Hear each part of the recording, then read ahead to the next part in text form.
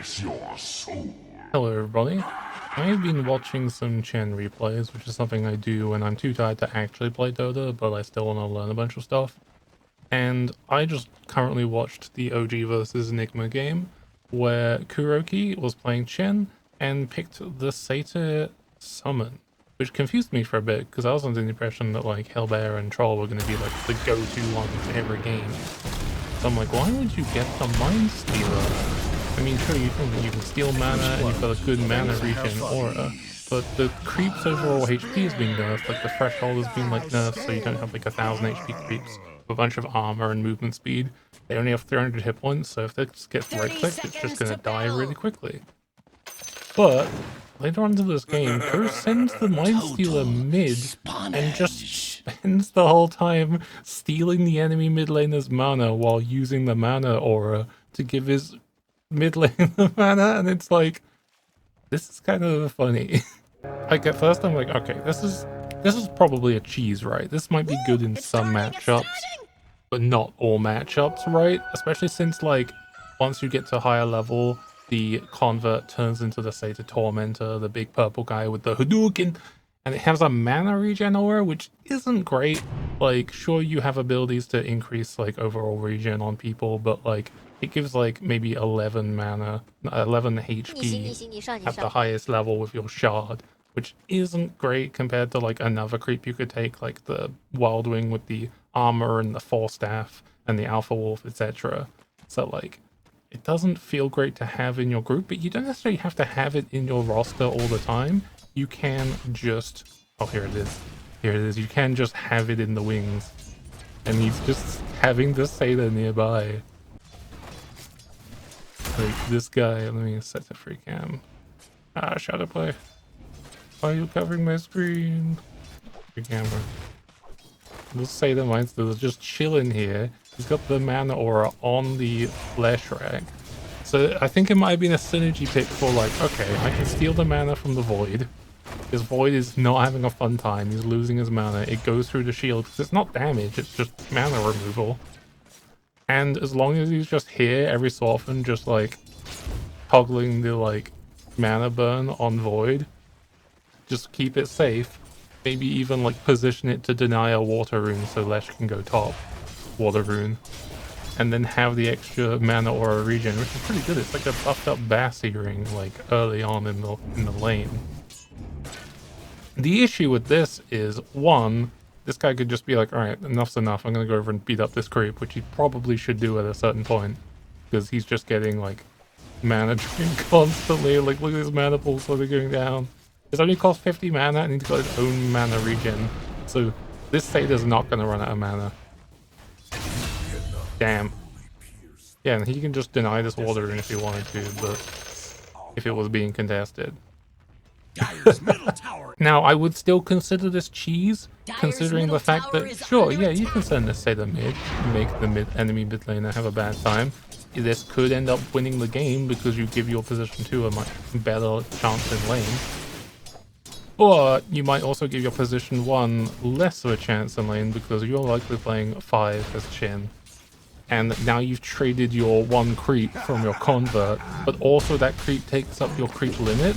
So if you take a level in Holy Persuasion at level 2, you can't then grab another creep like a Harpy and then bully your lane. Not only would that be kind of a micro headache, but you would need to wait until you have level 2 in Holy Persuasion to then have another creep to use. Now the micro issue can be fixed by trading the, like, I think there's an option where you can just like give access to your creeps to your mid laner so then they can just do it. But overall, you're kind of hurting your lane potentially for this, which is why I think this is kind of a cheese. Sorry, this is just fun to watch.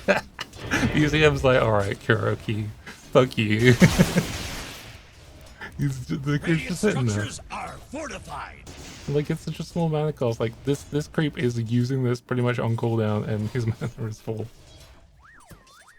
And the mana burn also scales with intelligence too, so this, like, could potentially scale into late game. Not this particular creep with the convert because it gets traded for a Tormentor later, but if you pick up a Satyr later into the game, it'll still proportionally burn quite a bit of mana on like an intelligence hero because it accounts for that.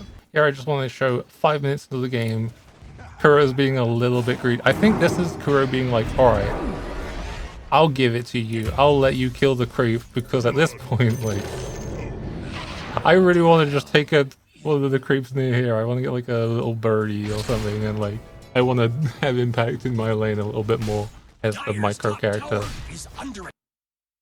So whenever there aren't any like tournaments going on, I'll just type Chen into the search bar and look for a game. Oh look, rank 1 player Watson in this game, and there's a Chen. Oh, let me tune into this game. I wonder what's happening right now, right after this OG Enigma Kuroki Satyr Mindstealer cheese game happened. It's a Chen player. Oh, he's got the Satyr convert. Let's go back a little bit. Let's see how the mid lane. How do I go back in time? So I didn't know that you can't actually rewind super far back when you're doing a live demo. So I just waited for the game to end, and now I go back in time in the replay. Smile. So this seems to be a pup game that happened just after that Kuroki Satyr Mindstealer game. Like it like just ended live, and I'm like looking up this replay, and we got another Lesh mid Chen situation taking a Mindstealer, bringing it mid lane to harass the enemy Dragon Knight, while also giving the mana regen aura to the Lesh, hopefully. And I'm just like, okay, I had a nickel for every time I saw say the Mindstealer. It could literally just be that this player was like, oh, Chen main, level 30, sees this cool game with the Satyr Mindstealer strat. You know what, that sounds fun. I mean, that's something I would do if I was like playing the game right now. I would test this out on mid, and I think this is what just happened. But it is funny just like loading up another replay, seeing this mid and be like, oh, I'm seeing a theme here. A lot of people are gonna have Chen in their ban lists if they're playing mid right now, just because even though you don't see a Chen very often, maybe you see it a little bit more in Immortal, but in lower brackets you probably don't see it. The chance of getting a Chen mid who's just gonna bully your mana and then die to lane creeps it could happen, you know. It's like a techies or a tinker. It could happen and it would suck. But yeah, okay. I think I stumbled on my search for Chen players to watch. This is like the high MMR game, I think. They usually show the high MMR ones at the top of the replay thing. This guy's just AFK. He's got 18. I'm assuming that he's given up, maybe. It's 5 minutes into the game. He took the summon convert center, which doesn't give you the stun guy immediately, so maybe you misinterpreted that. Or he was like, alright, magic damage game. Yeah, they got a lion and probably the magic resist. But he has 18 tangos and he's AFK. I think I'm witnessing someone sulking right now. Oh, he's back! He's back! Gameplay? Pog?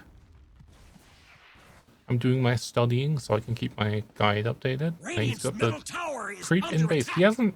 I've just noticed he's level 3 and he hasn't taken any skill points. Maybe he's doing a challenge. No skill point Chen, only facet.